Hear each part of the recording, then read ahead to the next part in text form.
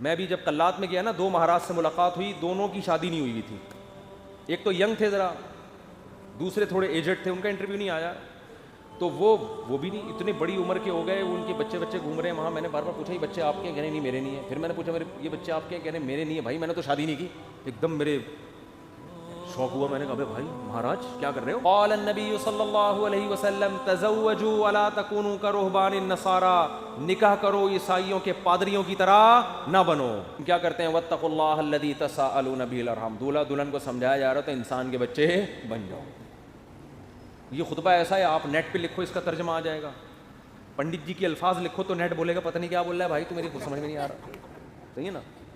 وہ پنڈت جی سے ہی پوچھنے پڑیں گے. میں تو گیا تھا پنڈت جی سے پوچھنے کے لیے بھائی کچھ بتاؤ، لیکن میں نے کہا وہ پھر ناراض نہ ہو جائیں. پنڈت مہاراج تھے، وہ پنڈت جی تھے بھی نہیں. پتہ نہیں مہاراج میں پنڈت جی میں کیا فرق ہوتا ہے.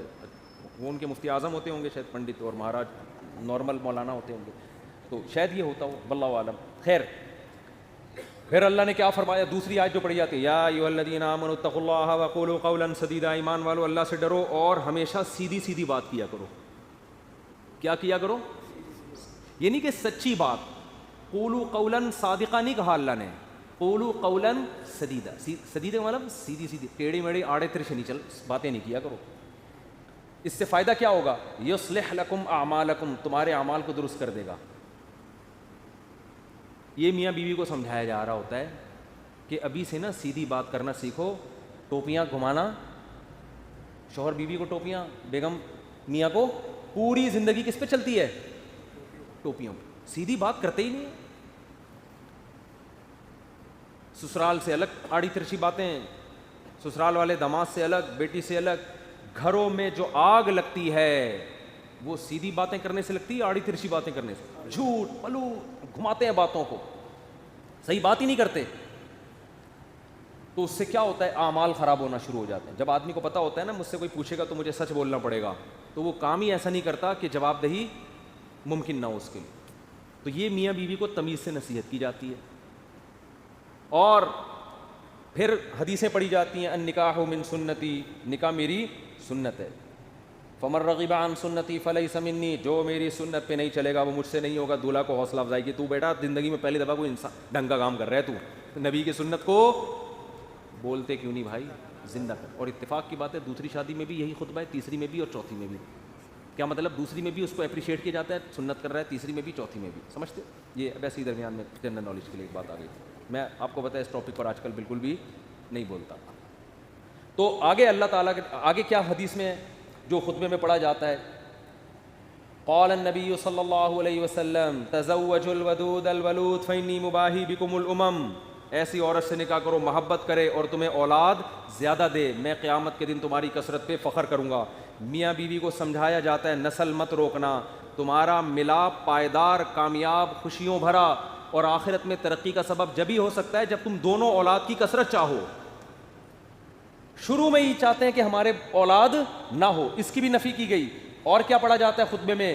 وقال النبی صلی اللہ علیہ وسلم تزوجوا ولا تکونوا کرہبان النصارى، نکاح کرو عیسائیوں کے پادریوں کی طرح نہ بنو. میں بھی جب قلات میں گیا نا، 2 مہاراج سے ملاقات ہوئی، دونوں کی شادی نہیں ہوئی تھی. ایک تو ینگ تھے ذرا، دوسرے تھوڑے ایجڈ تھے، ان کا انٹرویو نہیں آیا.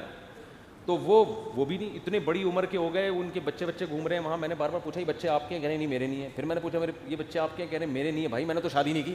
ایک دم میرے شوق ہوا. میں نے کہا بھائی مہاراج کیا کر رہے ہو؟ اس میں پرانے کوئی ڈائلاگ یاد ہے نا، وہ مہاراج اس طرح کے ایک دم اسٹائل سے آتا تھا، مہاراج. تو میرے منہ سے مہاراج آپ اپنی ایج دیکھو تو کیسے ہی گزارا ہو رہا ہے. تو انہوں نے کہا بھائی ہم جو مندر کے لیے قربانی دیتا ہے نا. پھر اپنے پرانے والے مہاراج کی انہوں نے مجھے تصویر دکھائی، یہ میرے پیر تھے، ان کا میں نائب بنا تھا. تو جو اپنے آپ کو مندر کی خدمت کے لیے وقف کر دیتا ہے، شادی نہیں کرتا کہ بس مندر کی خدمت ہی کرنی ہے، وہ پھر اس مندر کا مہاراج بنتا ہے. ان کا مذہب ہوگا، میں ان پہ طنز نہیں کر رہا، وہ ان کا جو مذہب ان کو سکھاتا ہے. میں نے ان سے کہا لیکن مجھے تو موقع مل گیا. میں نے کہا آپ کا مذہب آپ کو یہ کہتا ہے کہ آپ شادی نہ کریں، ہمارا مذہب ہمیں یہ کہتا ہے کہ من رغب عن سنتی فلیس منی. نبی نے فرمایا جو نکاح نہ کر کے میری سنت سے اعراض کرے گا اس کا مجھ سے کوئی تعلق نہیں. اور حبب الی النساء والطیب، نبی نے فرمایا دنیا میں 2 چیزیں محبوب ہیں, ایک نکاح کی کثرت اور ایک خوشبو. تو ہمارے نبی تو بالکل اس کے اپوزٹ چلے ہیں, بالکل اس کے برعکس. تو یہ نہیں کہ نکاح کرنا ہے, کثرت نکاح کی ترغیب ہے. میں نے کہا ہم تو رہبانیت کے بالکل اگینسٹ چلتے ہیں. تو مجھے اس وقت وہ حدیث سمجھ میں آئی کہ آپ عیسائی بھی یہ کرتے تھے, پادری, نکاح نہیں کرنا. تو ہمارے نبی نے فرمایا تم نے ان کو فالو نہیں کرنا, نا ہم تو کثرت سے. تو مجھے لگ رہا تھا وہاں بیٹھ کر کہ یہ جو مہاراج ہیں وہ مہاراج کے چہرے پر نا افسردگی کے آثار تھے. یہ پہلے والے جو مہاراج جن کا انٹرویو آیا یہ تو پھر بھی ینگ تھے, تھوڑے سے اچھے صحیح. دوسرے والے مہاراج افسردہ, گھٹنوں میں بھی پرابلم, کچھ مسائل بھی تھے بیماریوں کے. تو میں مہاراج سے ریکویسٹ کرنے والا تھا کہ کر لیں شادی, یہ مسائل آپ کے نیچرل لائف کا کوئی آلٹرنیٹ نہیں ہے. مندر کی خدمت شادی کر کے بھی ہو سکتی ہے. اب شادی کی ہوتی, یہ بچے آپ کے ہوتے ہیں, یعنی اسی جیسے ان کو لگا دیتے مندر کی خدمت پہ. اگر آپ کا یہ نظریہ ہے, میں ترغیب نہیں دے رہا ان کو, کیا خیال ہے؟ جیسے ہمارے بیٹے ہیں تو میری خواہش ہے کہ یار وہ بیٹے عالم بنے, اللہ خواہش کو پورا کرے. مہاراج میں جو باتیں آپ سے کر رہا ہوں آپ تنہائی میں بیٹھ کے ان باتوں پہ غور کریں.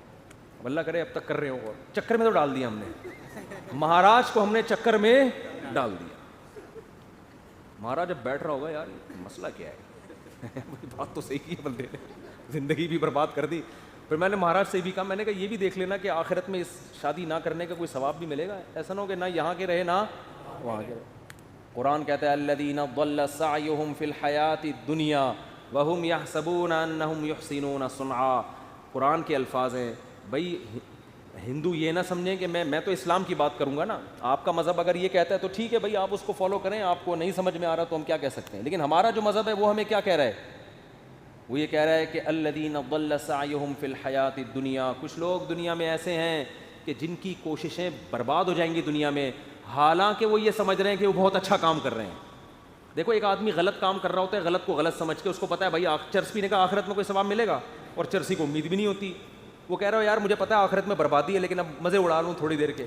ہیروئنچی کو پتا ہے آخرت میں بربادی ہے مگر مزے اڑا لو. زانی کو پتا ہے آخرت میں بربادی ہے مگر مزے اڑا لو.